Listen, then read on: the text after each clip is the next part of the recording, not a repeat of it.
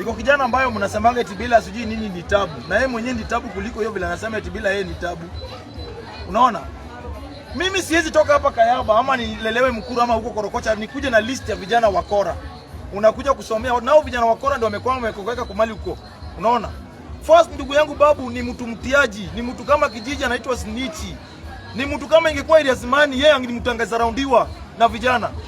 Unasema amesema ya kwamba amezaliwa Nyalenda. Alafu unaenda parliament unaenda na list ya vijana ambao mama wao wana uwezo. Au zile vitu wanafanya wafanye kwa sababu unapenda. Tunasema kijana fulani kutoka nani anaitwa nani anafaa DCI wamshike na mpaka kasenda parliament ya kwamba wanataka ya kwamba eti government wa deal nao vijana once and for all. My friend, Babu since university hakuchukua hiyo kitu na nini, alikuwa anachukua na gunshi. Kwanza ya mwisho alishindwa. Akapiga Jacob nini mbaya sana.